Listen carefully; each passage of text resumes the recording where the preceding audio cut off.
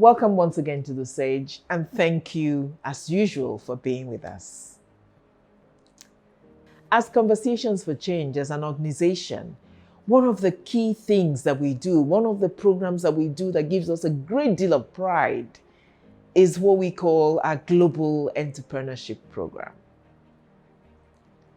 We have featured this program many, many times on this show, and we're so proud of it.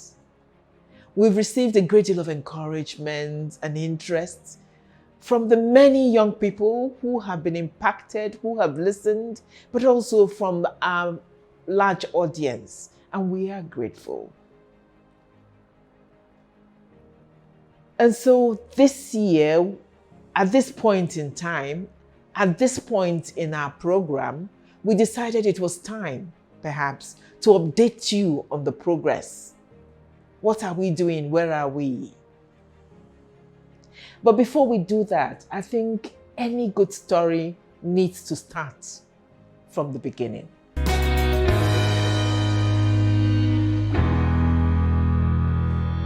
So why? What is the Global Entrepreneurship Fellowship program that we talk about, that we're so passionate about? I can only describe the beginning of this program by telling a story I've told many times before, so please bear with me. When C4C established in Nigeria, we started with a forum, an advisory forum of young people, because any organization that wants sincerely to empower young people, of necessity must see through the eyes of young people, think through the minds of young people, and indeed implement largely by young people, because they know, they wear the shoe, they know where it pinches. That was the philosophy with which C4C was started. And therefore, of course, there is the advisory forum, the Youth Advisory Forum. We had many interesting meetings, we brainstormed, but something personally resonated and remained with me. Some of the young people at the end of the meetings and the discussions made a very passionate plea. They said, many of the things you're proposing are wonderful and we would like to be a part of it. But we must admit that the greatest problem for us is to be economically empowered. We need to be able to feed ourselves and our families. And until we can do that, it will be difficult to be efficient at anything else. That was a profound truth. We couldn't argue with that. And so we had to go back to the drawing board. They needed economic empowerment. We looked at ourselves and we said, but we're only a little NGO, a non-profit that doesn't even have any money of its own, that whatever it can do is based on money people took pity and gave to us. What can we do in terms of economically empowering them, in terms of giving them jobs, and so on? And then we came up with the idea of, well, if we're not big organizations or governments and so on that provide jobs and can employ, perhaps we can teach them to fish. And what do I mean by that? Perhaps we can teach them to generate the jobs themselves, to become entrepreneurs, through which they would feed themselves and create jobs for others. And so we started. Because the premise of that was that, at least as an NGO, as this organization, we could build their capacity to become successful entrepreneurs. We could significantly increase the chances of success. And if we parcel this and package this with some assistance towards establishing that their business, then it would work. Today, I am so proud to say this has been a proof of concept. But before I go into that, let me perhaps answer the question in many of your minds. What is this global entrepreneurship program?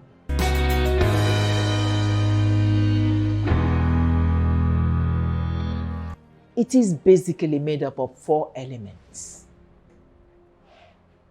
One, and perhaps the most fundamental, is that we need to give them the capacity to manage their business effectively.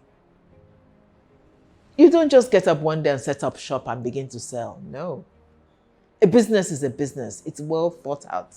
It should be well structured. You should understand what it takes. You should understand your inputs. You should understand your profit margin. You should understand all of that. You should understand how to manage your HR. You should understand how to deal with your clients. You should understand how to market your goods, and so on and so forth.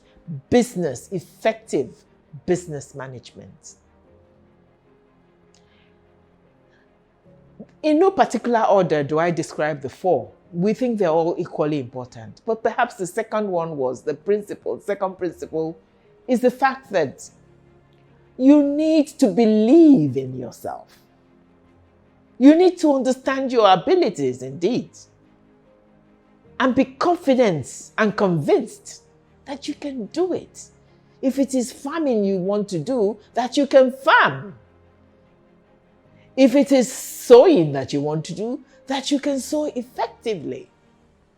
That you have the skills, that you have the creativity, you have the determination, you have the ability to work hard, you have what it takes to make your business happen. A belief in the ability to do that business. That is number 2.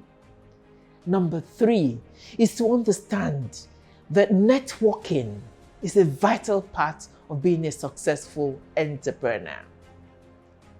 And so they learn how to network and identify other entrepreneurs, but also we build them into a family of young fellows, young successful entrepreneurs who call upon each other and who mutually support each other so that together they all succeed.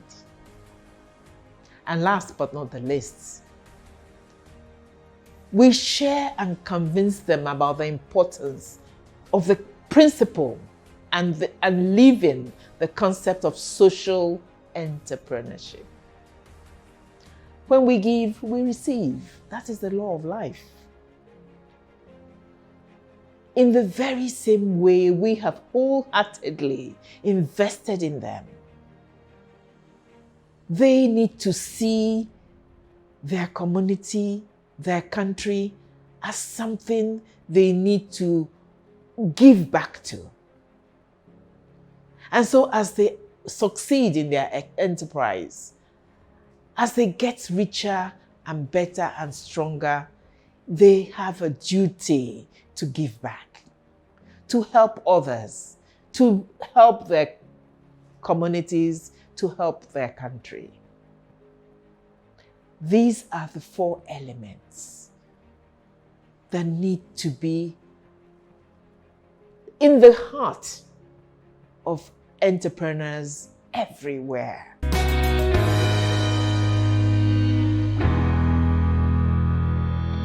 So those are the key principles. What is the program itself? A very legitimate question. Again, we spent a great deal of time designing the program, and we have learned from experience.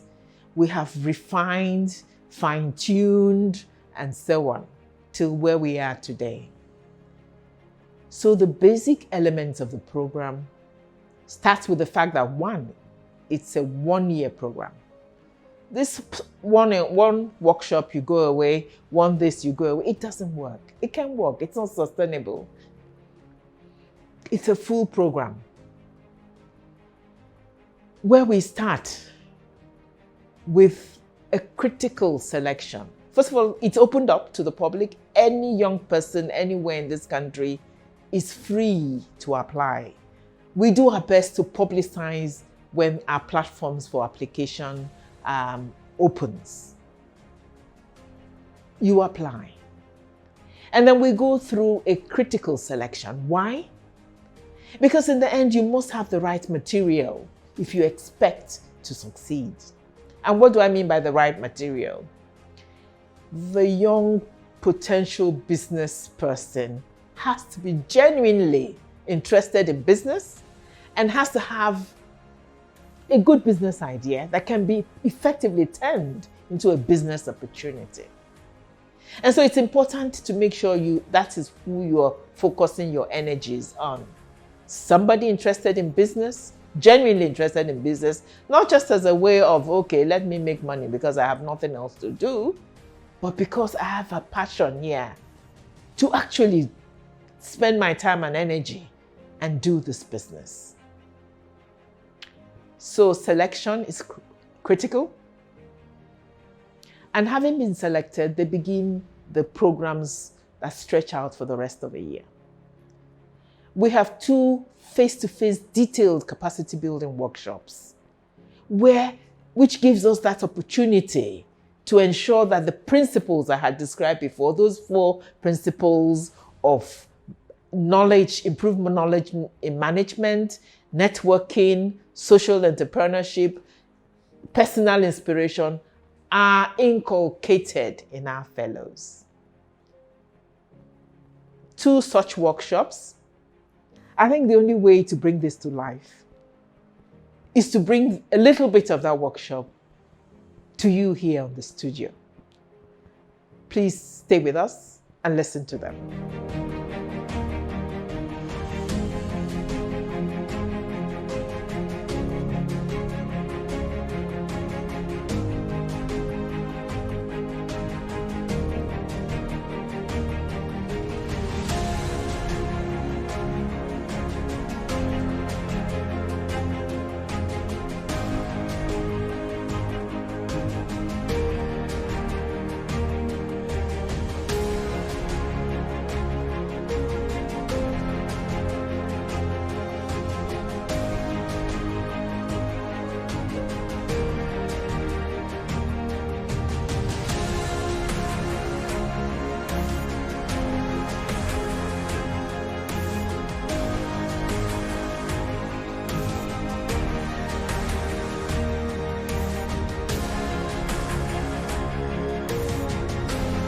My name is Omolola Owolola.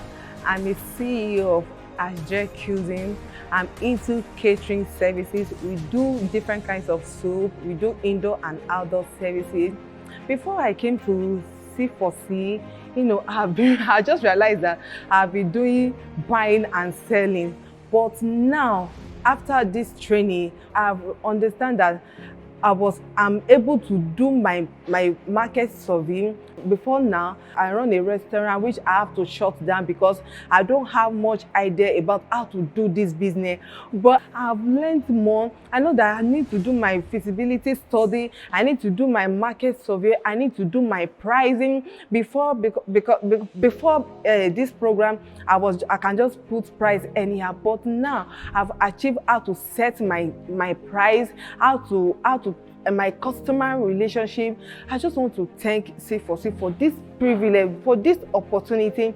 And again, I want to thank C4C for the opportunity to build my confidence. Even before now, I cannot even speak, I cannot even face crowd, but now I'm able to build my confidence. I really want to thank C4C for this great opportunity. I'm so grateful. Thank you so much, and God bless you. God bless Mommy Nkechi. God bless all the facilitators that give us knowledge to this program. I'm so grateful. Thank you so much. My name is Blessing Ivy Onwe. I'm the founder and CEO of Blessing Ivy Signature. BES is a fashion house that is located at Busi Al-Aji. And what I do for my clients is transform their old items to new. Their peeled bags, their peeled shoes, their old trolley boxes, their furniture, and also I make lovely Ankara items, your Ankara bags, your Ankara shoe plug. I am the best plug for that. Okay, on the first day of this training, our CEO, Dr. Nkechi, advised us to open our minds to new ideas, that we should unlearn everything we think we know about business. I adhered to that advice, and from the first day of the training to the last day, I must confess that all the facilitators did well in teaching us all we need to know about business. From Instagram posting to Facebook to Twitter to all that, they opened their eyes to a lot of things. Some applications I never knew about business, I got to know about it because of this training. I also want to thank God for making it possible for me to be among the luckily selected ones. Thank you so much. I'm by name Mariat Adamu, CEO Mara's Cakes and Chops, the home of Yummy Delights. We make cakes and pastries of all flavors, ranging from vanilla, strawberry, red velvet, and the likes, for all parties, birthdays, anniversaries, wedding, and all. We put our customers' health into consideration. That's why we use natural spices, soya oil for frying. In other words, addressing the health situation. Wow, C4C, conversation for change. Say thank you for building the confidence in me, for the lectures. I've learned a lot, and my mode of doing business is going to change henceforth. Know how to price, know the common pitfalls as an entrepreneur, how to do business as an entrepreneur in this 21st century by putting everything's land into consideration. I want to say thank you to our mommy, Dr. Kechi Ugwagu, for her kind words. She has been a motivation, she has been inspiring. And I'll leave you with a few words. She said, if you stand for nothing, you fall for everything. Again, do not be bold enough to walk away from sham practices, and corruption is what? Non-negotiable. Also, one of our facilitators told us, what you don't nurture will never grow. So I'm here to nurture my confidence, nurture my business, know how to market, know my target audience and all. So I say thank you to all our facilitators, my fellows, and all the C4C team crew. God bless you. I love you. My name is James Chupuno Soma Davuchi.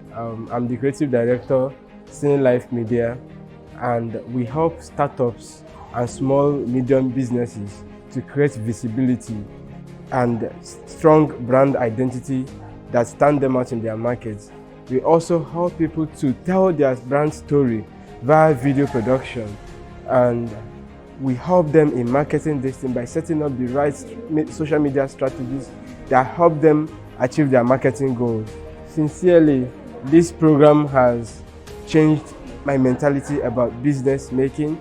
This program has taught me a lot of life lessons that I never knew before. There are a lot of things that I've been doing in business that I thought I was doing business, but with the exposure I got in this training, I was able to learn basic strategic skills that have influenced me as a person in my everyday life, and it has influenced my business positively.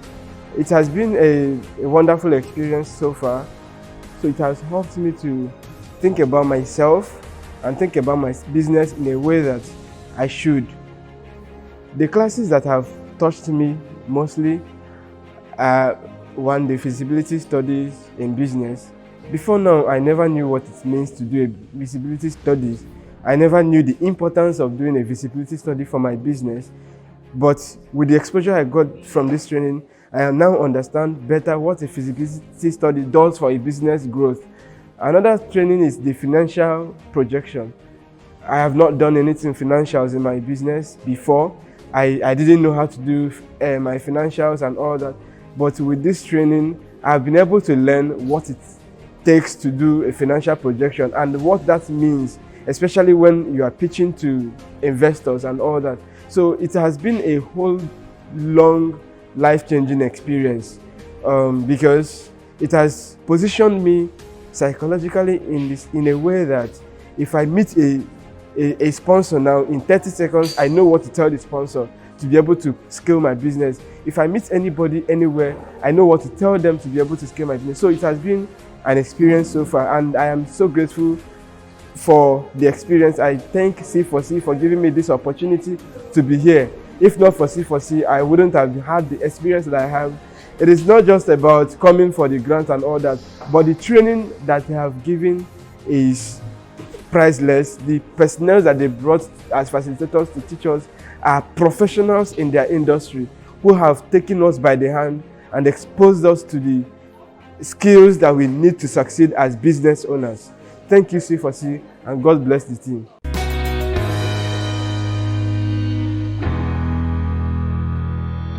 In between the two workshops, a critical, essential period of internship and feasibility study.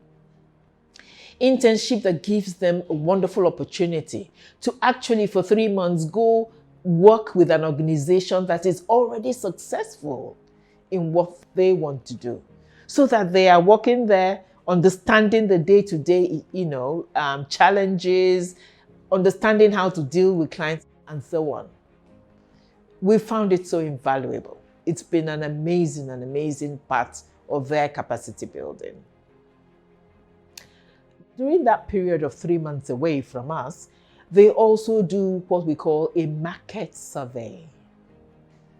You wanted to set your business up in Gwagwalada, go back to that area, survey it based on certain criteria, and see whether it's actually suited for what you want to do. Maybe you want to set up a hairdressing salon. Are there already 50 hairdressing salons there? Because you will not succeed if your competition is so tough. It's been amazing what the fellows have often found as they've gone on this market survey that makes them relook their business plan. And so essentially, and then of course, we buy them equipment and then give them, and that is the 6th grant we give them as support as they also mobilize their own resources and start or expand their business. It's been an exciting journey. And for this year, which was the primary purpose of this update, we want to say that again, despite the challenges, despite what we're seeing in our economy, we have been able to indeed also implement this program for 2023. On board with us at this point in time are 23 inspiring young budding entrepreneurs. Carefully selected, have already undergone part of the face-to-face training, and right now we're excited to say in the process of completing their internships and feasibility studies. And so that is where the 2023 program is. They're gearing to come back to share the results of their work in the field, as so to say. After which we're looking forward to having them all back again to do the second detailed capacity building workshop. We've started the process of purchasing relevant equipment which is based on an agreement between them and us and relevant to their business we've agreed to support. And the good Lord willing, we are looking forward with excitement to the end of the year, to December, when we can proudly once again say that we have supported 23 new businesses for young people in our country at this difficult time.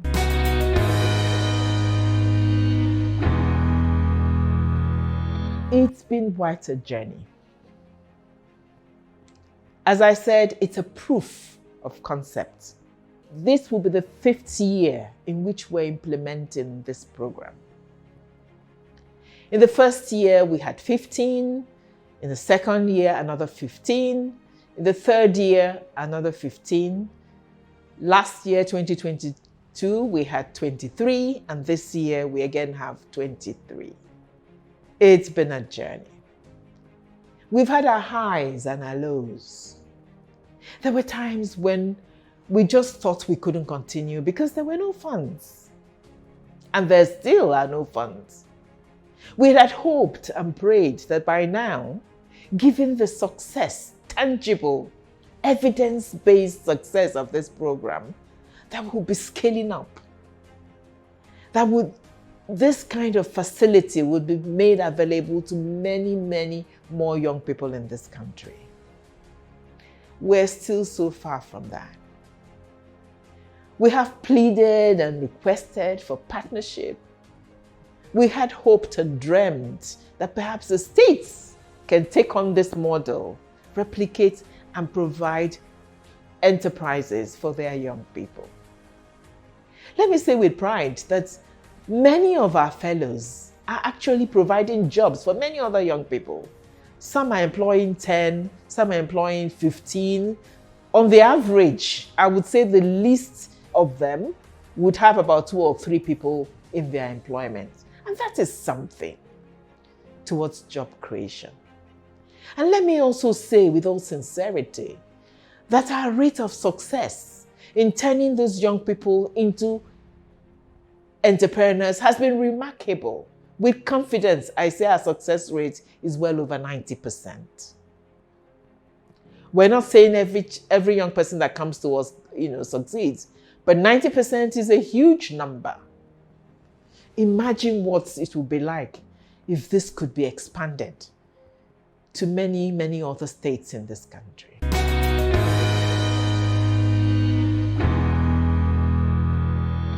And so as I wind down and say that for us, this was a kind of a mid-project report to our audience, to all of you out there who are partners. It is also, again, a cry for more, because more needs to be done. But we would be so wrong if we do not acknowledge the partnerships we have so far. We are deeply, deeply grateful to many, many of them, some of them too numerous to mention here, but in particular, we thank Seplat Energy, PLC. We thank the United Nations Population Fund. We thank the formidable Club 12, a group of very respectable senior citizens retired from service who have put in love, thought, energy in supporting us and encouraging us not to give up. And for the future, we are excited about tomorrow. Despite the fact that we don't have much money, and where, me personally, I'm beginning to worry about where my staff salaries are going to come from. Despite that, we have great hopes for the future. There is a possibility that our first exercise of actually going to implement this program in specific states may soon materialize next year.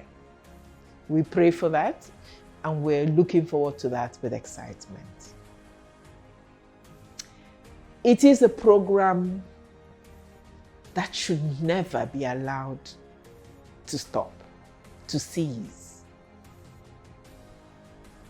When we started this program, the young people told us that they really, really needed a means of economic empowerment. Let me say that cry has never been more urgent than now, given what is happening in our country.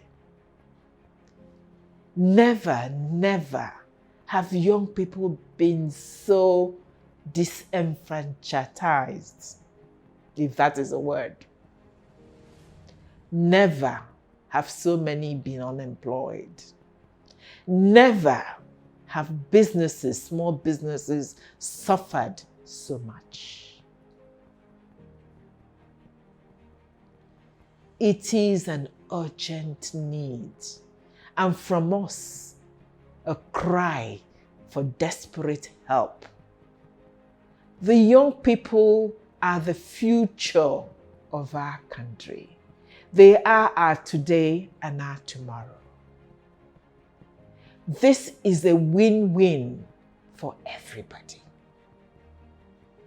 If we support our young people in programs like this one and others, we help them personally and within their families and in their communities. We help our economy.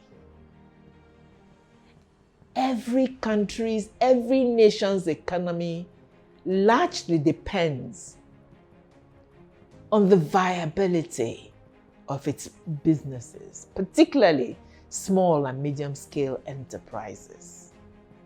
Jobs in any country are largely determined by the viability of the small and medium-scale enterprises. The future, economically and otherwise, whether it's in terms of security and so on, of our country, depends on our recognizing this fundamental truth and attending to it before it is too late. And so we make this urgent call. We again zero in everybody's attention on the need to find ways to do this, no matter the costs. Even as we thank you for continuing to be our guests, and we ask you to journey with us as we continue to strive and work hard for these 23 young entrepreneurs we have in the program at the moment, for the sake of them, their families, our country, and indeed our world. We know God will help us, and we know you will continue to support us. We thank you.